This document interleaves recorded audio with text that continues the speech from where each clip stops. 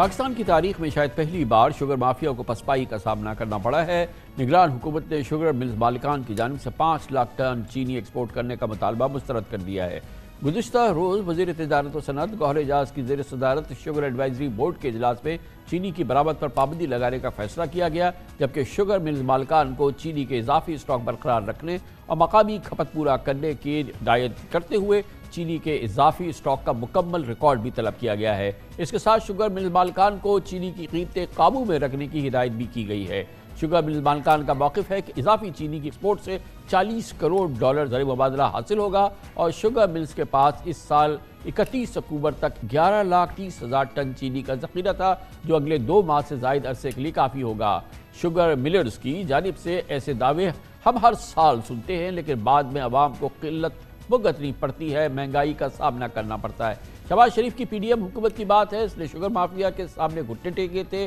حکومتی اتحادیوں کے ذاتی مفاد اور شوگر مافیا کے اشارے پر سابق وزیر خزانہ اسحاق ڈار نے اچانک چینی ایکسپورٹ کرنے کا فیصلہ صادر کیا تھا، جس کے بعد شوگر مافیا نے ڈالر میں اندھا دھند منافع کمائے۔ چینی کی قیمت تاریخ کے تمام ریکارڈ توڑ گئی اور پورے ملک میں چینی فی کلو اوسطاً 200 روپے کلو تک پہنچ گئی تھی۔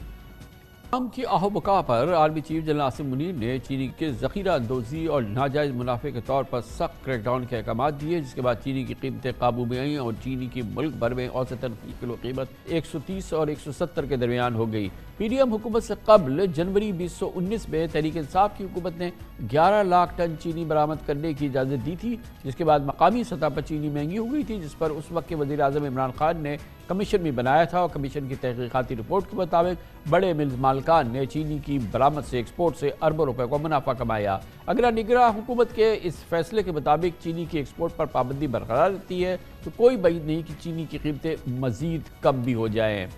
اس اہم ڈیولپمنٹ پر، جس میں پہلی بار حکومت چینی مافیا کے سامنے اس نے گھٹنے ٹیکنے سے انکار کیا ہے، اس پر بات کریں گے۔ ہمارے ساتھ کموڈیٹی افیئرز کے ایکسپرٹ ہیں شمس الاسلام خان صاحب ہمارے ساتھ موجود ہیں۔ خان صاحب بتائیے گا کہ ہم اس سے پہلے تو یہ سنتے رہے کہ بڑا پریشر رہا ہے چینی مل مالکان کا ایکسپورٹس کے لیے، اور وہ کیونکہ پولیٹیکل گورنمنٹ ہوتی تھی وہ ہمیشہ اس چیز کو حاصل کر لیتے تھے، اور پھر بعد میں چینی کی شارٹیج ہوتی تھی، بے پناہ مہنگا۔ ایک ٹیمپلیٹ ہے جو کہ ہمیشہ ہم نے دیکھی ہے، یہ پہلی بار یہ آواز آئی ہے حکومت کی جانب سے کہ انہوں نے کہا کہ جی ہم ایکسپورٹ کی اجازت نہیں دیتے، آپ جائیے۔ اس کے کیا انشاءاللہ اثرات ہوں گے؟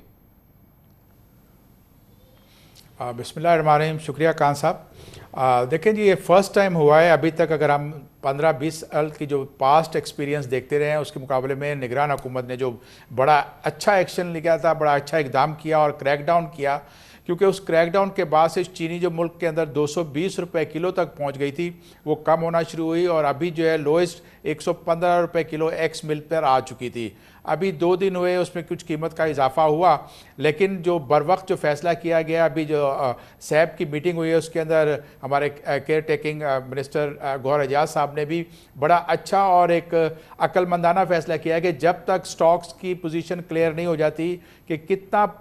پریویس سٹاک ان کے پاس لاسٹ ایئر کا پڑا ہوا ہے ملوں کے پاس، اور اس کی ویریفیکیشن فرسٹ ٹائم انہوں نے یہ کہا ہے کہ اپنی بیلنس شیٹ دو، کیونکہ آپ کو خان صاحب پتہ ہے کہ شوگر ملز کوئی اراؤنڈ 80 کے قریب ہیں، اس میں 50% شوگر مل جو ہے سٹاک ایکسچینج میں لسٹڈ بھی ہیں، تو لسٹڈ شوگر ملز جو ہے جب وہ اپنا سٹاک دیں گی تو اسے ویریفیکیشن ہوگی۔ اور ساتھ ہی ابھی آپ کا سیزن سٹارٹ ہوا ہے، کریچنگ سیزن پنجاب میں 25 نومبر سے ڈکلیئر کیا ہے کہ سٹارٹ ہوگا، اکتوبر 27 سے سندھ میں سٹارٹ ہو چکا ہے، کچھ ملوں نے شروع کیا تھا اور اب وہاں پہ کریچنگ تو شروع ہو چکی ہے۔ اس اقدام سے ایک تو سامنے یہ چیز آئے گی کہ آپ کو جو پکچر ہے سامنے وہ واضح نظر آ جائے گی ملک کے اندر کتنا سرپلس ہے، کیا شارٹیج ہے، کیونکہ آپ نے دیکھا ہے کہ ماضی میں جتنے بھی سٹاکس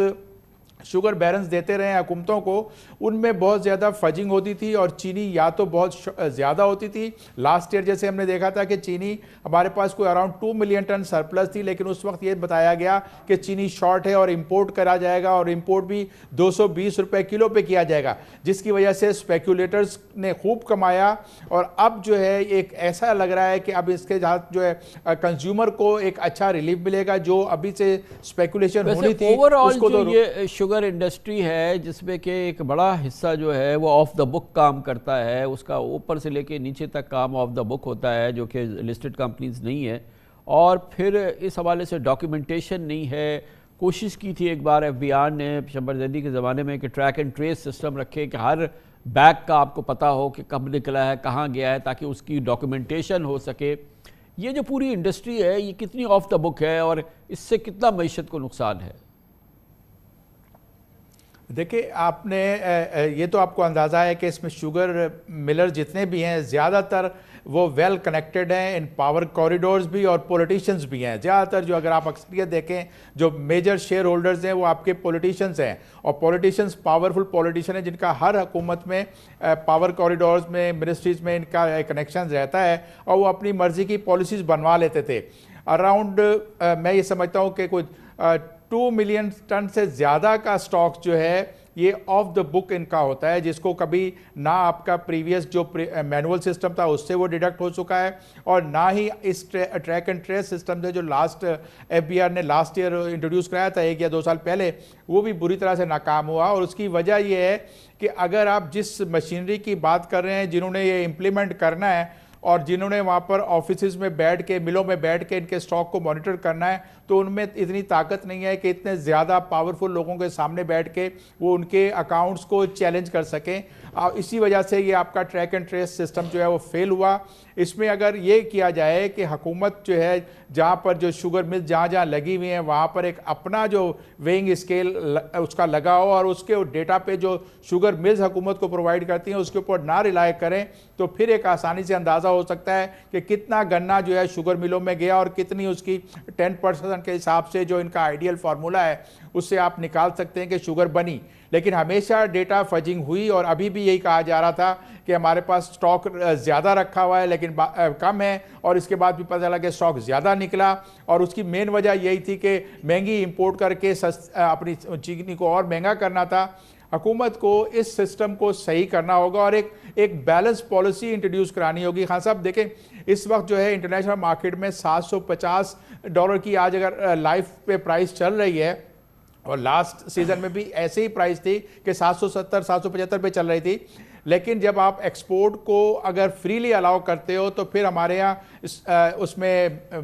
انڈر انوائسنگ بھی ہوتی ہے. ہمارے پاس ڈیٹا بہت ساری ایکسپورٹس کے آئٹمز میں ایسا نظر آتا ہے کہ جہاں پر انڈر انوائس بھی کی جاتی ہے، جہاں فیک جو ہے ریمیٹنسز کو بھی شوگر کے اکاؤنٹ میں کیا گیا، یہ بھی ہمارے پاس ماضی کی مثالیں ملتی ہیں. تو ایک اچھی تحقیقاتی رپورٹ لاسٹ ٹائم بھی کی گئی تھی اور ابھی بھی اسی کی بیس کے اوپر حکومت اپنے سسٹم کو ایک ٹرانسپیرنٹ بنا لے کہ آپ نے اگر ایکسپورٹ اور امپورٹ کرنی ہے تو دونوں کو کھلا رکھیں، تاکہ یہ جو شوگر مل جو ہے 3-4 مل کا سیزن جو چلاتی ہیں، اکتوبر نومبر سے سٹارٹ کرتی ہیں اور مارچ اپریل میں ختم کرتی ہیں، یہ پورے سال چلیں. پاکستان کی کوئی ایسی انڈسٹری نہیں ہے جو 3-4 مہینے چلتی ہے اور اس میں ونڈ فال پروفٹ بھی کماتی ہے. بہت شکریہ شمس الاسلام خان صاحب ہمارے ساتھ موجود تھے.